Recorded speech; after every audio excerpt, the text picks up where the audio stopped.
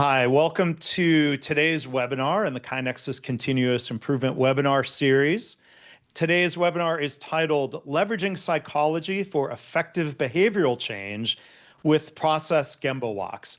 I'm Mark Graban, your host and moderator today. I am a senior advisor with KaiNexus, and I'm really thrilled that my friend and colleague from the continuous improvement community, Tracy O'Rourke, is here today. One quick announcement before I introduce Tracy. If this is your first time attending one of our webinars, I want to say welcome. Welcome if you've attended them before. But KaiNexus, if you don't know about us, we are an enterprise platform designed to drive continuous improvement and transformation across organizations. So if you'd like to learn more about us and what we do, you can visit our website at kainexus.com. So next, I will more formally introduce the amazing Tracy O'Rourke. You see a few highlights about her on screen. She is a Lean Six Sigma Master Black Belt. She is co-author with Elizabeth Swan, who's been part of this series before. The book is The Problem Solver's Toolkit. The second edition is available now. Tracy is also co-founder of the Just-in-Time Cafe. She's co-producer and co-host of the Just-in-Time Cafe podcast. She's a Lean Six Sigma instructor at UC San Diego. She is, maybe most importantly, or at least most fun, a parody music video creator, and she is a process improvement zealot. So more than 25 years, Tracy has advised companies on many aspects of cultural change, leadership development, strategic alignment, and process improvement. She has consulted in the process improvement industry. She's trained over 5,000 people, mentored thousands of problem solvers through root cause analysis projects. And her expertise runs the gamut from speaking engagements, strategic planning sessions with top executives, to facilitating process walks, like she'll be talking about today, Kaizen events, and doing other things to help coach problem solvers. So with that, again, Tracy, so glad you're here. I will turn things over to you. Wonderful. Thank you, everybody, for coming. I'm very excited to be here, and I'm very excited to talk about this topic because I think this is a very challenging topic, and applying things to help change, to make change easier, can be very difficult. So if you have a painful process, but people don't seem to want to embrace change to improve it, do you ever run into that? You're like, what? Why don't they want to change? Or do they seem comfortable with the status quo? I've even seen that where people are like, no, the process works fine. Well, how does your customer feel about it? Oh, they hate it. Well, then how is it fine?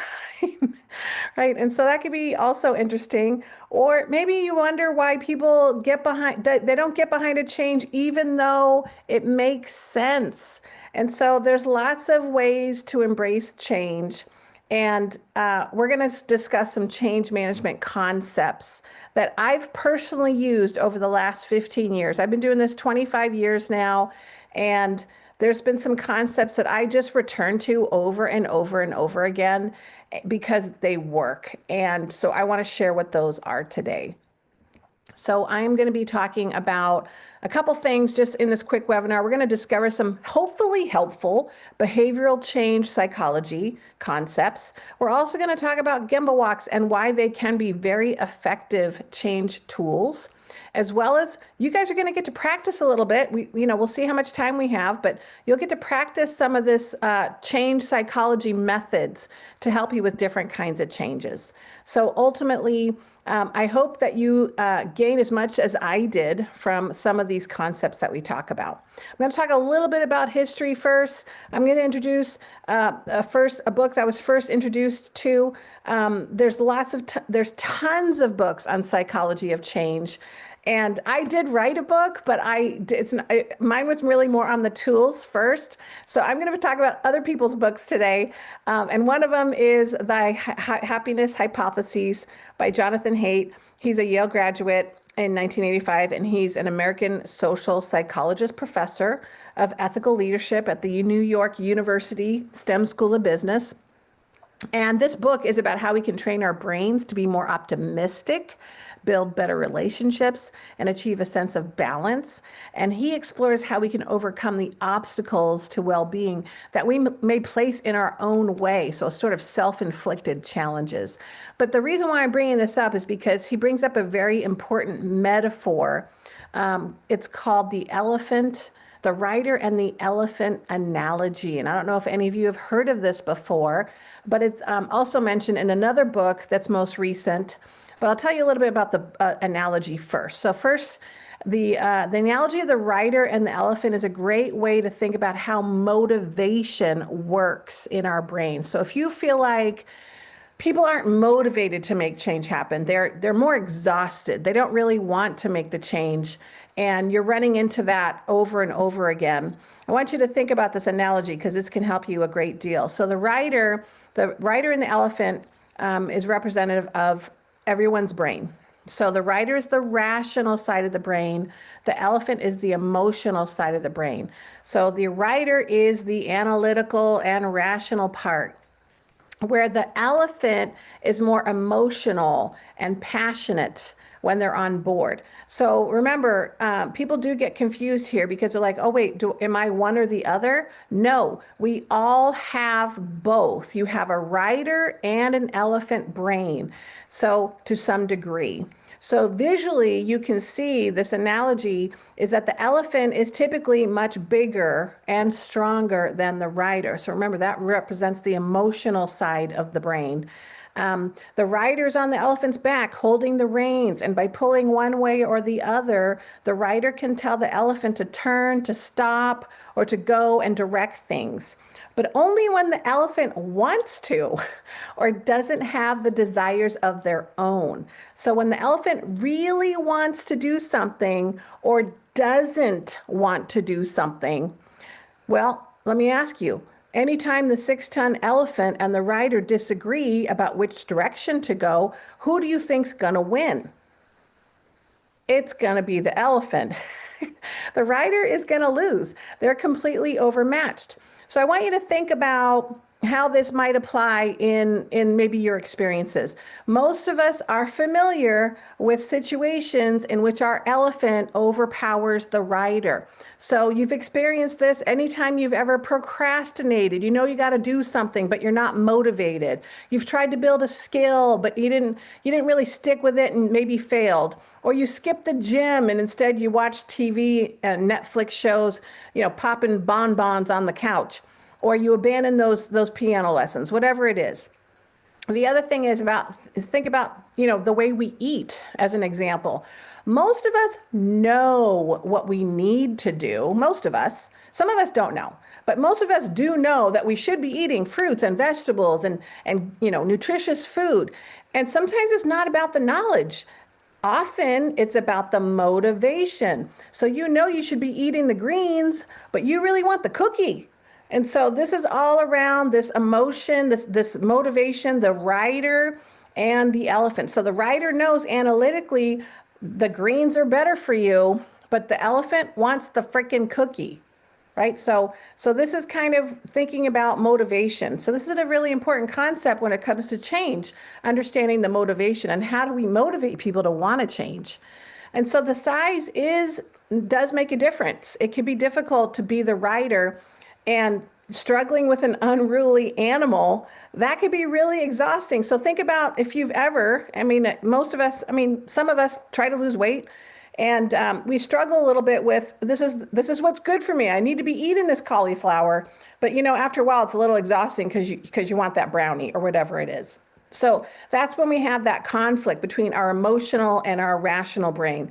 It's similar to the rider needing a break after working to keep the elephant in check for any length of time. So this analogy was taken again from another book called Switch. And this is really one of my favorite change management books of all time. This was written by Chip and Dan Heath. And they're psychology professors at Stanford's Graduate School of Business. They teach courses on business strategy and organizational leadership and change. And you've probably heard of them before. If you haven't, I don't know how many of you have actually read this book. If you have read this book, go ahead and type it in the chat window if you like. But they've also written other books like Made to Stick, Decisive, and The Power of Moments. So this book fundamentally enhanced my approach to helping organizations strengthen their OpEx programs and to help people make change easier when change was hard. And that's really the tagline, how to change things when change is hard. And so I'm going to reference some concepts in this book.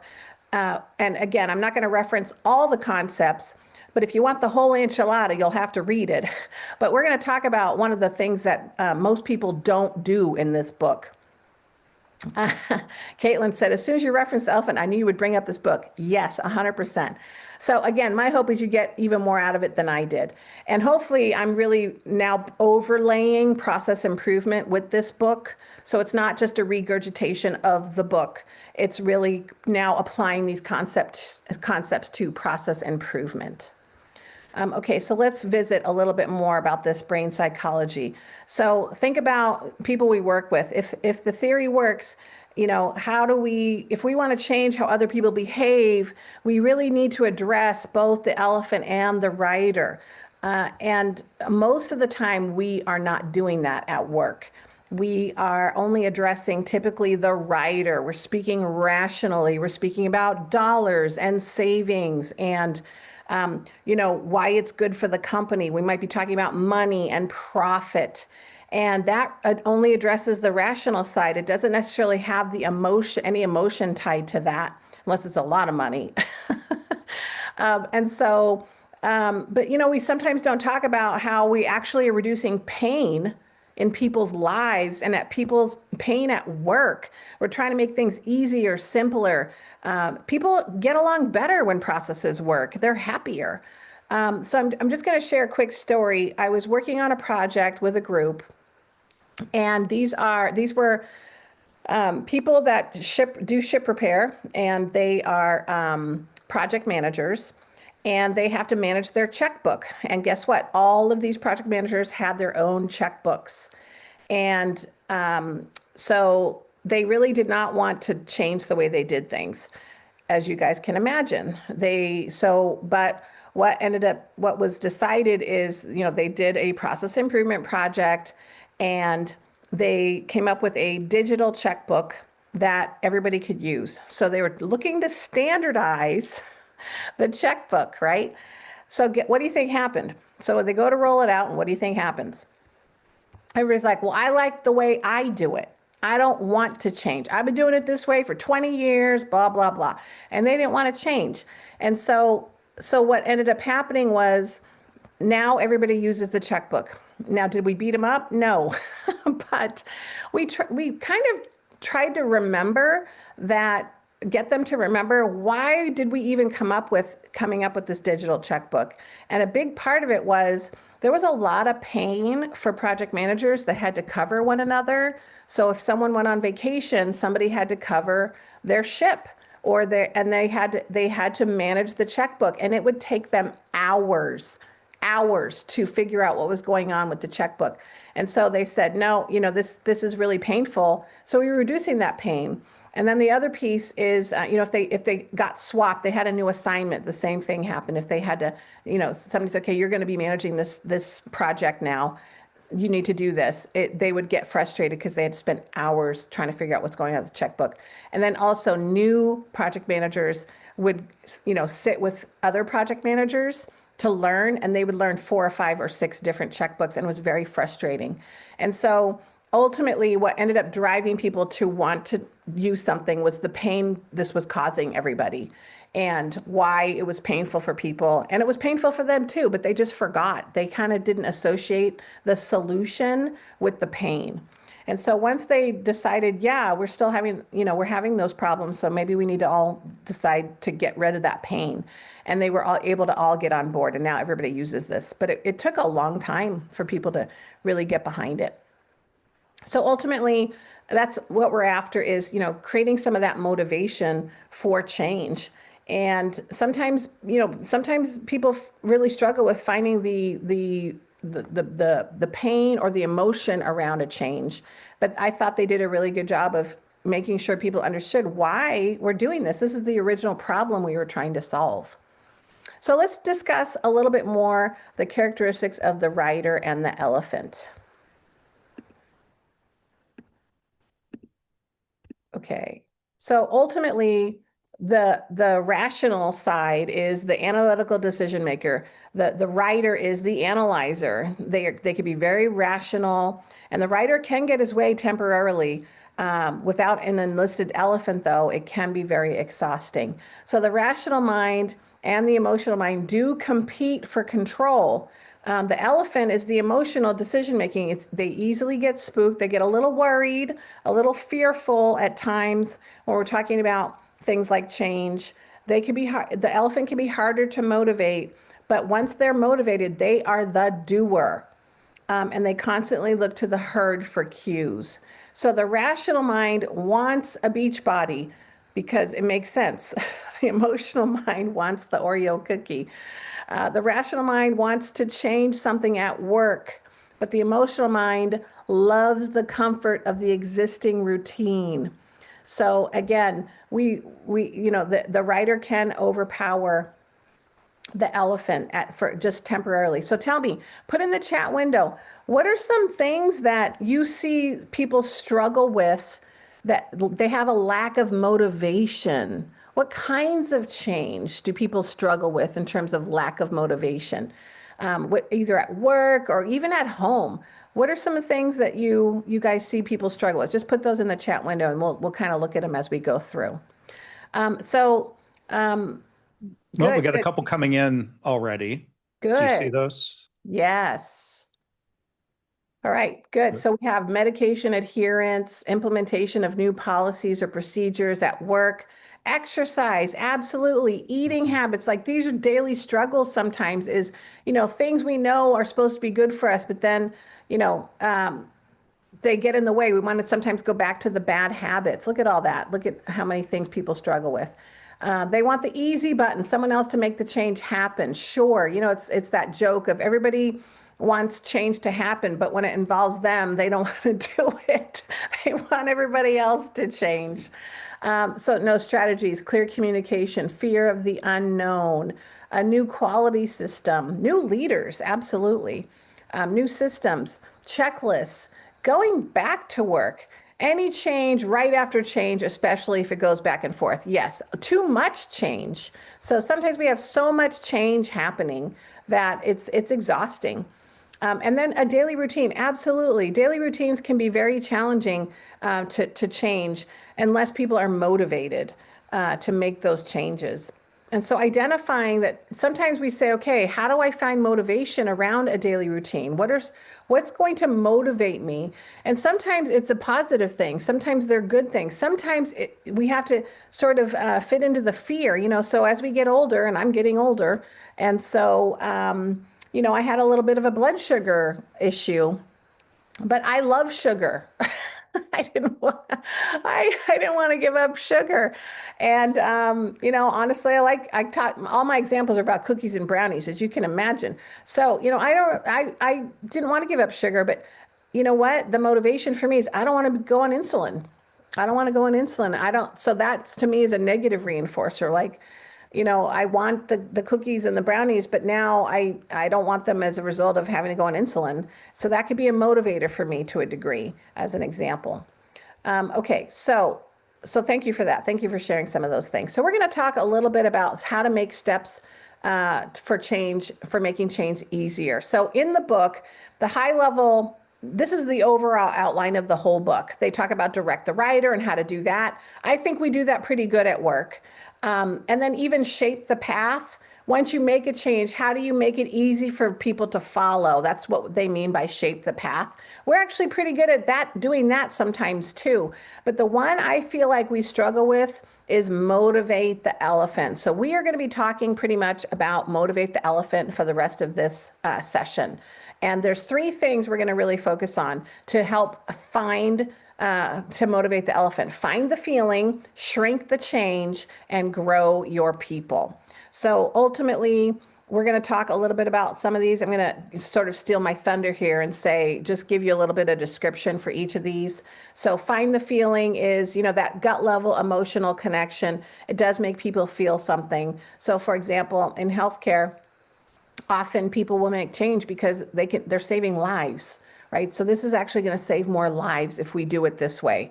Yeah, let's do that, right? So obviously that's an easier connection to make. And so sometimes those connections aren't so easy in other areas or other kinds of processes, but you find that gut level emotional connection. I'm going to talk about that in a little bit. And then shrinking the change. So believe it or not, this does motivate the elephant. I'm going to talk a little more specifically about this concept after we talk about find the feeling, but shrinking the change is, bite-sizing things so that people feel like they're making progress and it doesn't feel so hard. Starting at the very beginning of a marathon can feel overwhelming, but if they feel like they've already been on their way, sometimes that feels like, oh, I've gotten a head start. Or actually, if we have these milestones, that feels like we're accomplishing things. So we'll talk about that. And then finally, growing your people, which I feel like is a little bit more abstract, but a very important thing, is you make change feel smaller by making people feel bigger. Or you focus on a change is a matter of their identity or self-image. So we'll talk a little bit about that too. So ultimately, so here's the thing is sometimes some of the other kinds of motivation is sometimes fear, right? So people sometimes resort to, if you don't do this, this is what's going to happen. And that is sometimes it really should not be the primary source of motivation at work, because that is how toxic culture grows. So expressing that fear and, leveraging those emotions of fear and people feeling unsafe isn't something you want to increase, because it starts to affect people and how they feel coming to work. So ultimately we are looking for other things, more positive emotions that we can find and emphasize when it comes to process improvement. So I know people sometimes feel a little uncomfortable when we talk about emotions at work, but it's true. We have emotions at work all the time. They feel things at work all day: frustration, helplessness, helpfulness, anger, hopefully some joy, fulfillment, happiness. We're human. So we have emotional ties and connections at work all the time. And sometimes you hear people will use what they call, so I don't know if they still use this term. This is me dating myself, but we would always have people say, well, how about if we find a burning platform that we can all share? So, you're talking about something that is going to motivate people to change, and they call it a burning platform. Like, we have to do it because if we don't do it, our competitors are going to take over next year and blah, blah, blah, and something terrible happens. So that is one way to motivate the elephant, and sometimes it does work. But if you always leverage a burning platform, what happens? How does that feel after a while? It feels like firefighting all too often. And so people get burned out with the burning platform, pardon the pun. And so how do we, find that feeling in more of a positive way? And so I want to talk about a misnomer next, and that is that with the concept of find the feeling, many people do have a misperception of how change occurs. So people think change occurs like this: you think, you analyze, and then you change. And that think and analyze does speak to the writer, and that's why we're always looking for data and numbers to support a change. But really how change occurs is we see, we feel, we change. So seeing and feeling speak to the elephant, and you need the elephant on your side when it comes to change. So I'm going to share a couple of examples. And this one actually did come from the book. So this is two health research professors wanted to change American dietary habits. They wanted people to eat healthier. And so they were, brainstorming, let's do an experiment, but where do we begin? Breakfast, lunch, dinner. So they decided to target milk, since it's the single largest source of saturated fat in the American diet. And in their research, they discovered that if Americans switched from whole to 1% or non-fat milk, they would be at the recommended USDA levels of saturated fat. So upon thinking about how to change behavior, their hypothesis was that they didn't need to change drinking behavior. They just needed to change the purchasing behavior. That their hypothesis was that if milk drinkers saw the milk, they would drink it. Now, I don't know, some of you might hate 0% milk or non-fat milk, but that was the premise. So they started to target behavioral change by having people buy skim milk instead of whole milk when they would shop for groceries. So they started thinking, okay, so how do we motivate people to want to make this change, right? How do we get people to buy non-fat or skim milk instead of whole milk? And ultimately, they were doing a comparison. So here is where we would call speaking to the writer on the left. On the left, you see whole milk, and then you see the non-fat milk. And you could see that the calories are 70 calories from whole milk, where the calories in non-fat milk is 0. And the saturated fat for whole milk is 25%, where the saturated fat for non-fat milk is 0%. So that's the math, right? So of course, yes, sure, you should drink it now. Okay, let's see how many people would be motivated by that, right? So they decided, okay, if we're gonna do this right, we need to also speak to the elephant. So how do we motivate people to want to buy the 1% milk? So what they came up with, they actually did some more analysis, and they discovered that 1 glass of whole milk has as much fat as 5 slices of bacon. What? Right? So are you going to want the glass of milk, or are you going to want the bacon? And so I don't think people realize that 1 glass of milk actually is the same amount of fat as 5 slices of bacon. And so ultimately, this is sort of showing people, and this is something memorable that they would put in the television ads. And so they did this targeted campaign, basically letting people know that, 1 glass of milk has as much fat as 5 slices of bacon. So maybe you should drink 1% milk instead. And ultimately, they actually did the campaign for about 6 months. And after the campaign, it held at 35% change. So the market share of low-fat milk was only 18%. After the campaign, it was 41%, and then it went down to 35, but held at 35. So there was an uptick in 1% milk. And so this is probably, I think this might, for those of you that have been around a while, I don't know if you guys remember this commercial in the 80s, or maybe it was the 90s. You'll have to correct me if it was the 90s. But do you guys remember that commercial? This is your brain, and then this is your brain on drugs, and it has the egg in the pan, cooking. How many of you guys remember that? I mean, so I know that it had an impact on me. So that's what we talk about. That's what we're talking about with motivate the elephant. You're creating an emotional tie or connection to the information. And so again, I'm going to be honest and tell you, sometimes commercials manipulate you, right? It's true. But the other thing is, to me, this is about communication and effective communication. And you're not necessarily manipulating people. You're pointing something out that they may not have known that can help them, because they want motivation too. Okay. I think sometimes people really do want motivation. And so you're providing it by thinking this through. And so this is not necessarily motivation or manipulation, showing them that it's the same. That's a fact, right? It's the same amount as bacon. So now I'm sure you guys have all been exposed to commercials that have had some manipulation in it, and that's not what we're promoting.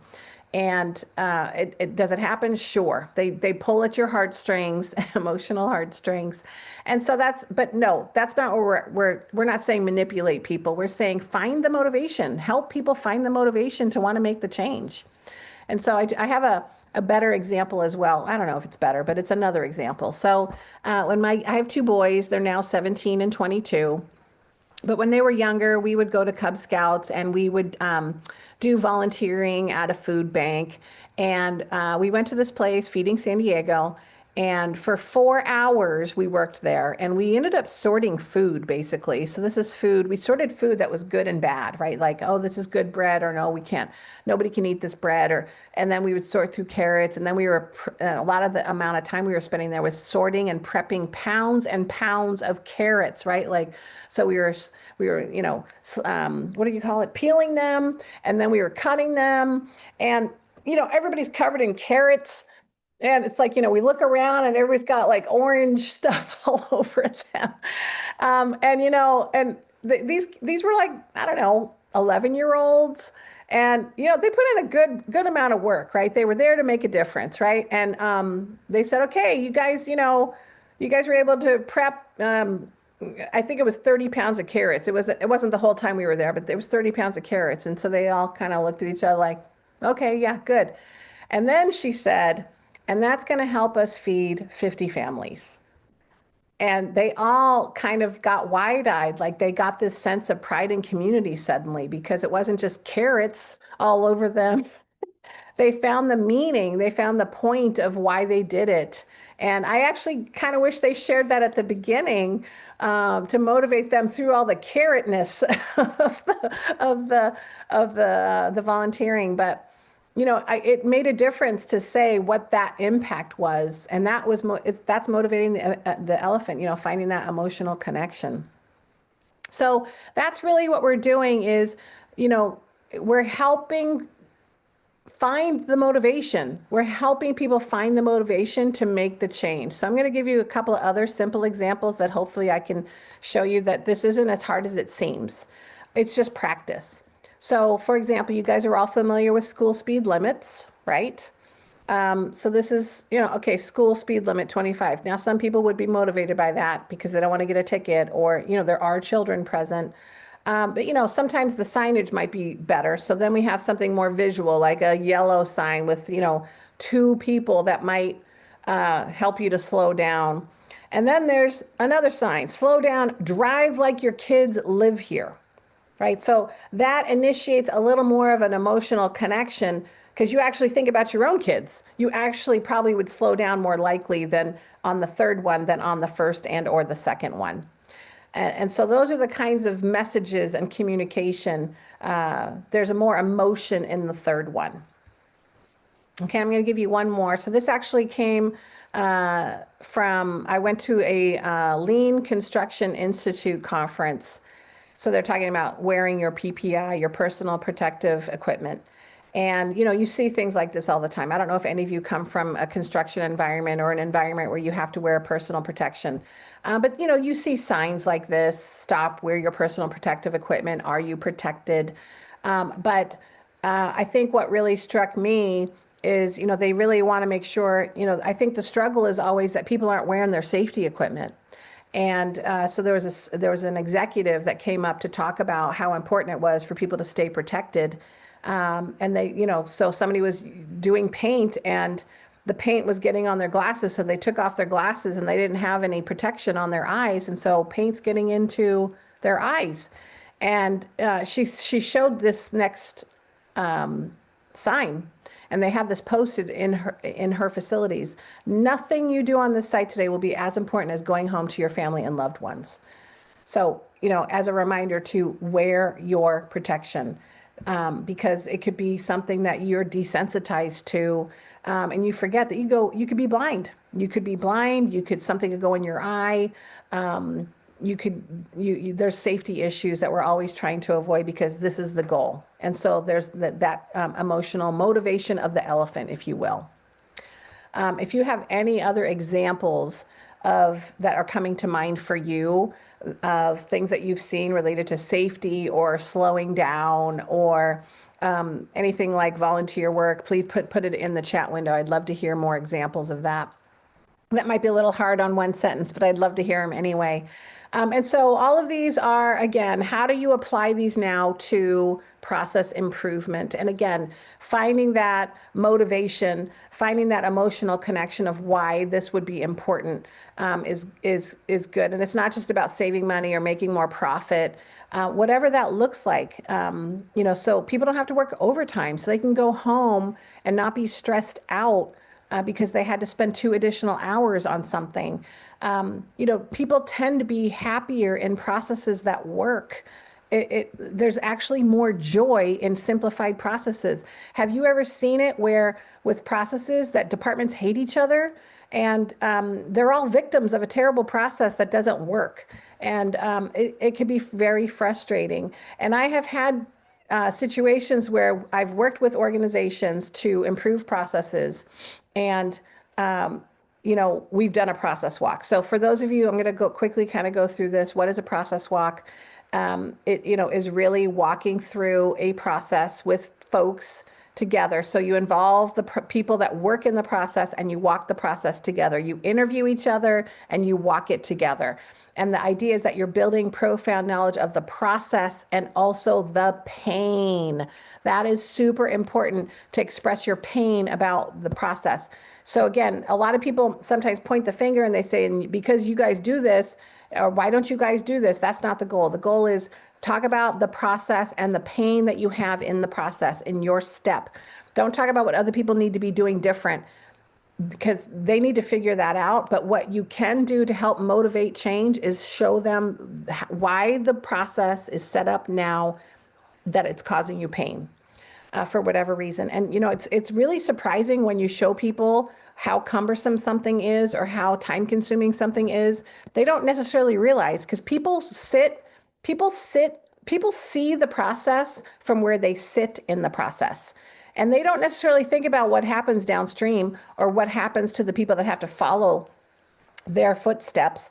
And so that's the power of a process walk. So we walk that process because there's 4 versions to every process: what you think it is, what it truly is, what it should be, and what it could be. So a lot of people they have an idea of what they think the process is, but then when they really see what the process is, they're like, oh no. So I have had situations where one department hated another. Okay, that's a strong word, I know. They just strongly disliked this and this department. And then they saw the process that this department has to go through, and they actually felt bad for them. They're like, I am so sorry that is your process. And I thought my process was bad.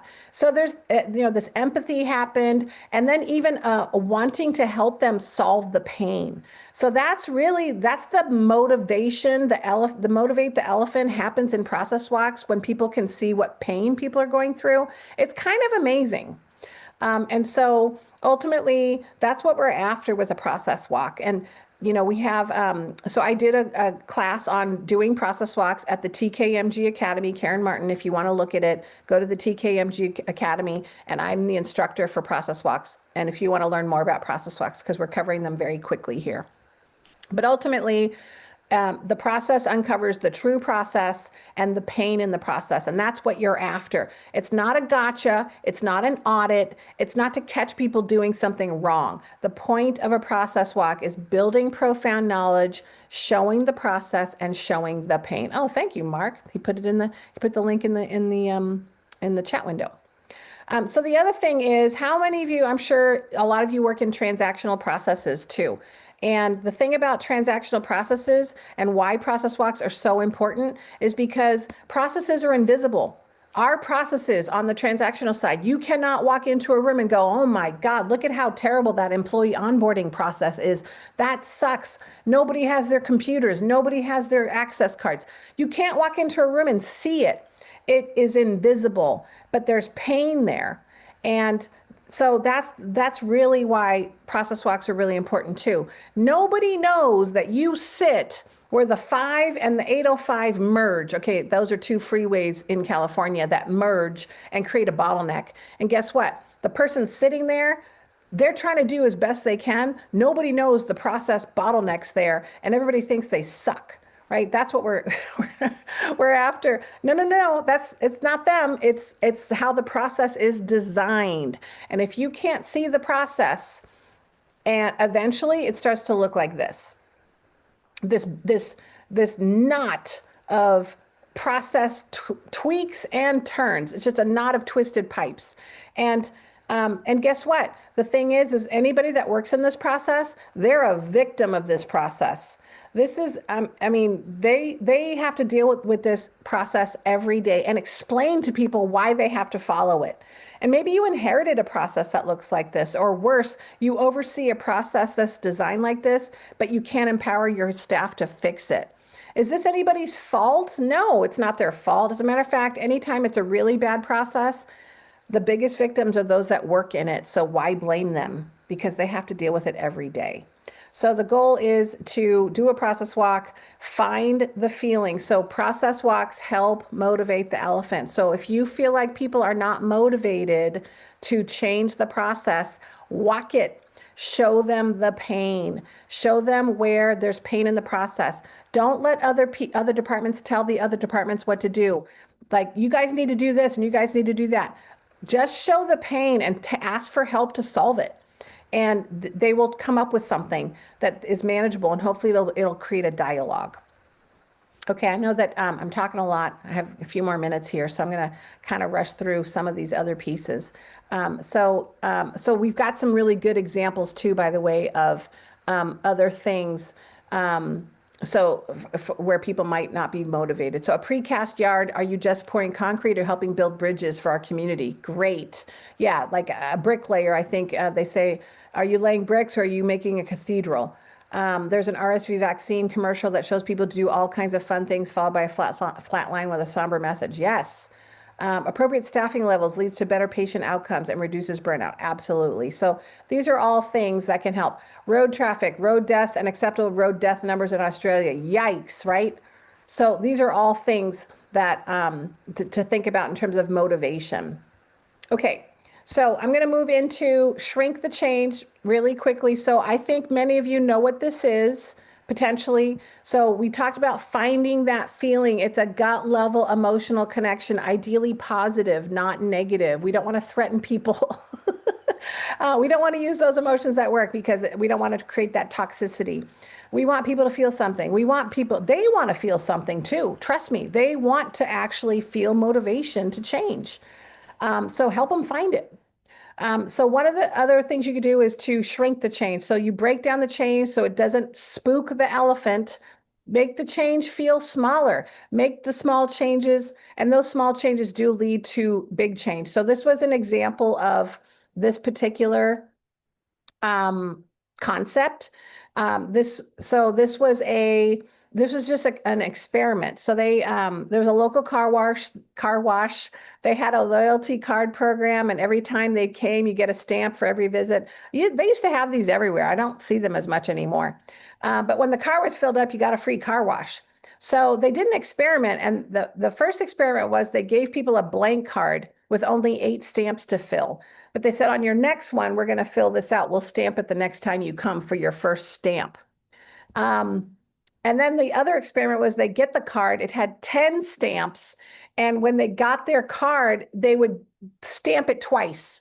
They'd say, here's your card. Still 8, but they already felt like they were on their way, right, to getting the free car wash. 6 months later, 19% of the 8 stamp earned a free car wash, but 34% of the Head Start group earned a free car wash and faster. So just, giving people a jump, like, hey, you're already almost there. You're already on your way. And we do this all the time. When I think about teaching people in my green belt and I talk about DMAIC and PDCA, I'm always telling people, you're already a problem solver. You've been solving problems your whole life. This is not rocket science, and this is not foreign. We're just adding some tools to amp up your problem solving because it's not all new. And so I feel like it gives people confidence that they can do it, that they can do root cause analysis. So here's another example of shrinking the change. And this is, some people do not like this, but it does work. So this is from Dave Ramsey. He wrote The Total Money Makeover, and he has something called the money snowball for people that are in debt. He basically says, list all your debts and arrange them in order from smallest to largest, right? And then only make the minimum payments. So pay off the smallest debt first. That is so out of line with what a financial expert would say. A financial expert would say, pay off the highest credit card interest first. But that might have the biggest amount, and that doesn't motivate the elephant, right? So this approach motivates the elephant for people who need motivation. They get the smallest debt paid off and they have a win. And so that's why that works. So there is something about shrinking the change and setting smaller goals. Yeah, it is. It's harder to take action when something seems hopeless. Okay, the last thing I'm going to cover, because I am running out of time, the last thing I'm going to cover is grow your people. So this is another way to help facilitate and find that motivation for change. And this is, they say that there's two decision-making models that people have. One is the consequences model, and the other is the identity model. Consequences model is you weigh the costs and the benefits, and then you say, okay, what's the cost versus the benefit? And that's what I'm going to do. And then you make your decision, right? The other model is your identity model. And this is an adopted set of beliefs that define who you are. So for example, the identity model is about you or your personal or professional identities. So we are born into certain identities like race and gender, but we also choose identities. We can live in a region. We can identify as a Canadian. We may have a religious affiliation or a political party that we pick. And this is our identity. And we can also choose professional identities, scientist, artist, athlete. And so ultimately, the identity model asks, what would someone like me do in this situation?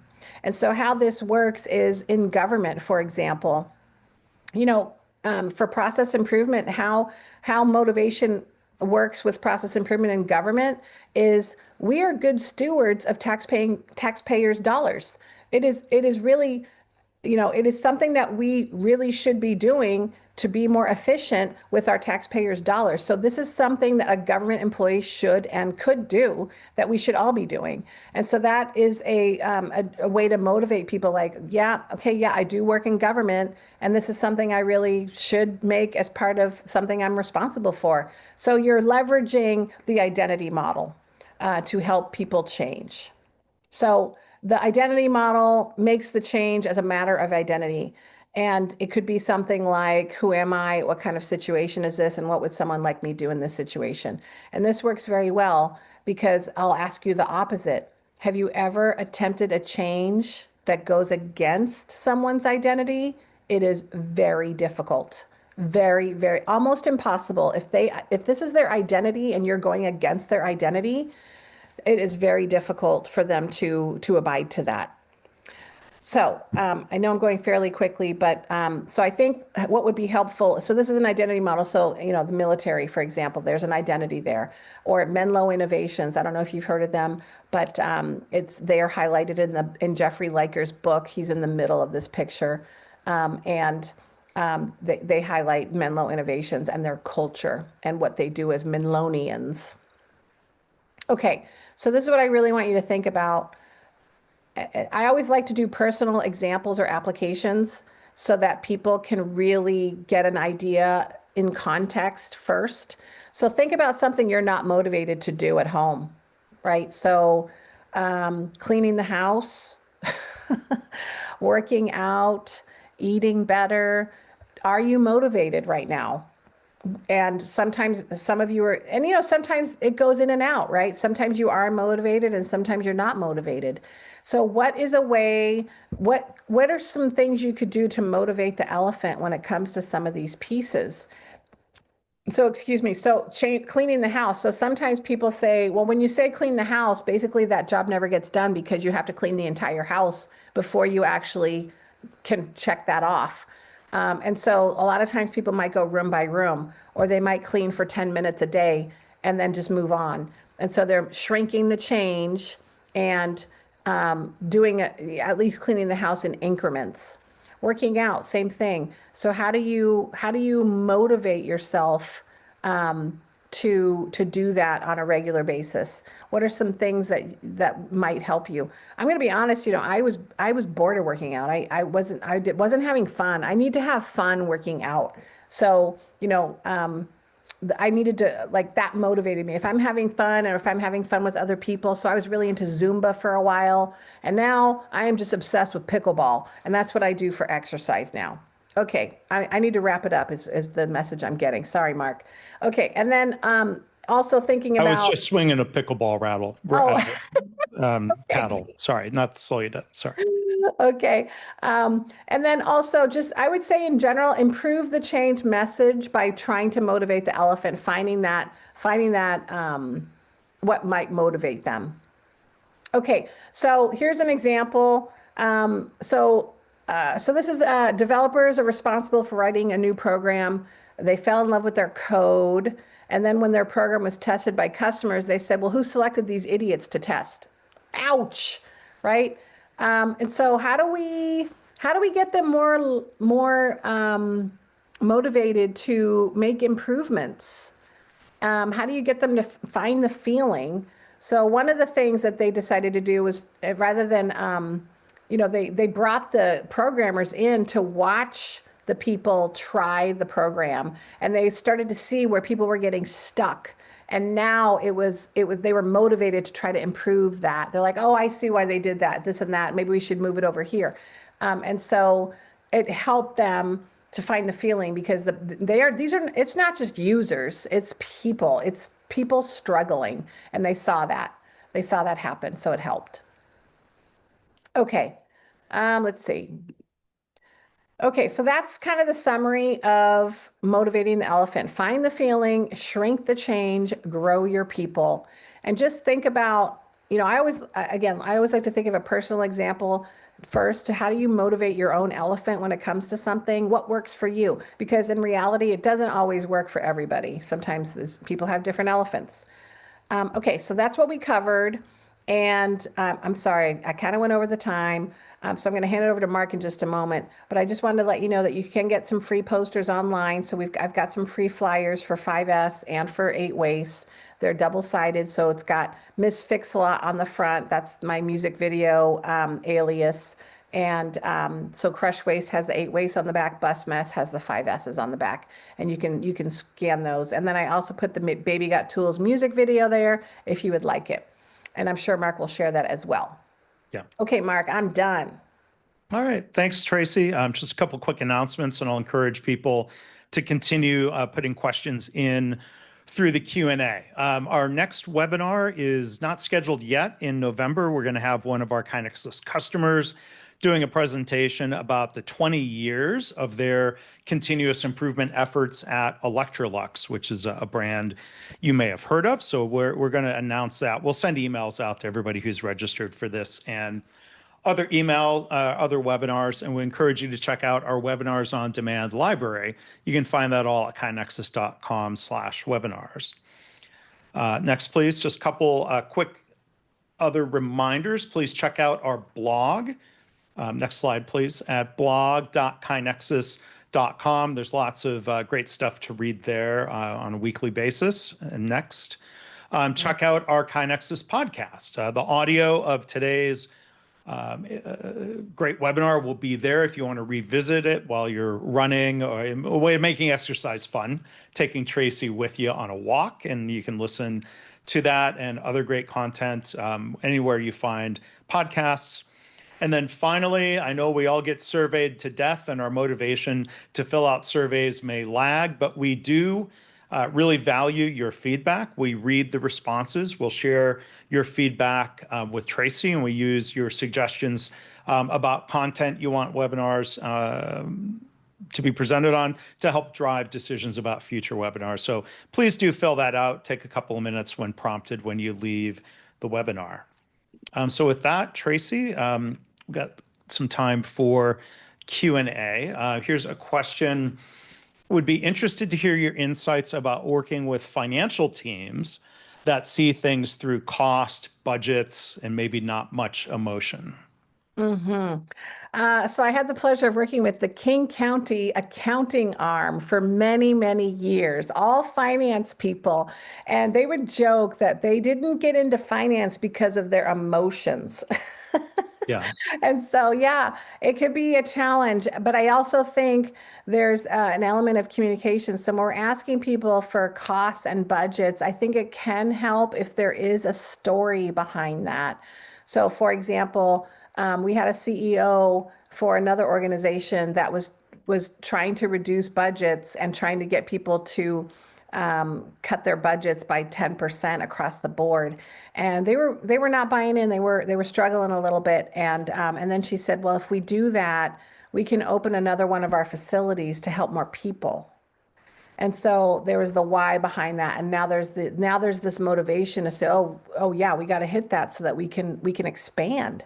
Mm, And so sometimes those pieces aren't shared. It's just that I need you to do this, but nobody's told why.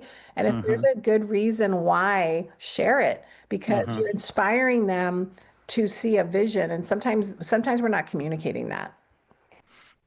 Well, that's a perfect lead into another question here related to the why. I think a statement first. I love what you said about not manipulating people, that we can tap into motivations they already have.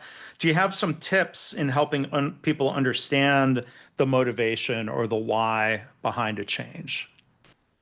Um, Tips. So, I think there's some general ones in process improvement and ultimately, I mean, I really believe in this. I believe that what we do in process improvement is to make people's lives better because we're reducing pain. We're reducing pain in at work and we're reducing pain in processes. And that pain means that they are freed up to do more important work. And so I am constantly telling people that because I believe it. So I think it needs to be genuine and authentic, and you do need to believe it. And otherwise, it doesn't come across as very genuine. And but that's really why I think we are here. And I do think that some organizations like healthcare has very compelling motivations, motivating the elephant like saving lives. But I feel like there's a lot of organizations that have that. It's Hmm just that we aren't necessarily we're not necessarily sharing that really. We're saving the time, but why, we're saving time because it's a waste. So anyway, I kind of feel like I hope that helps. Yeah.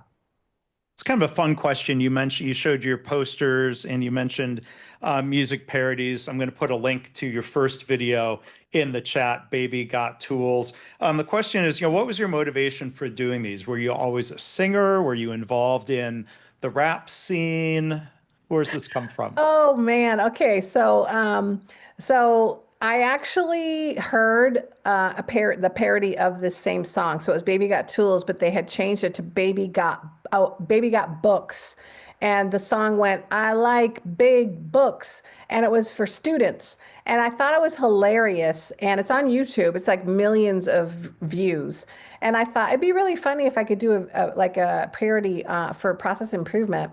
So I used the same song and I said I thought I like lean tools.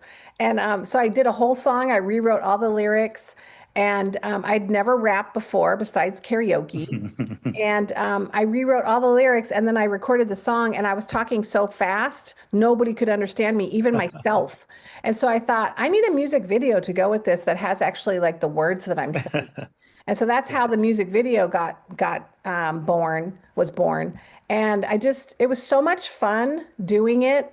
And people would just laugh and there was just joy that came with it that I just felt like, yes, I want to bring more joy to work. I want to bring more joy to process improvement. So I kind of just started. So now I'm on my third song coming up the video will probably be shared next year. All right. Any more of a teaser? About the third song or just skate Sure. two? So it's not a rap song. Okay. It's a 90s song. It's In Syncs. Bye Bye Bye. Hmm. And we changed it to Why. Now in the song, they actually say why 5 times. They say why. And so we changed it to the 5 whys. So I'm excited. We changed all the lyrics, and I just think it's hilarious, and I hope you think it's hilarious too. So Yeah. that'll be coming out soon, actually probably January 2026.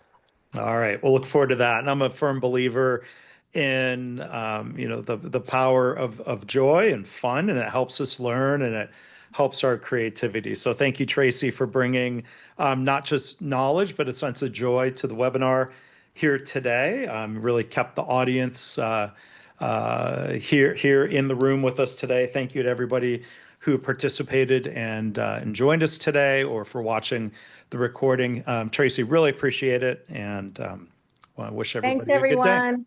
Thanks for coming, and I hope to see you on the journey of continuous improvement another time. Bye, bye, bye. Bye. Thanks, Tracy. Okay.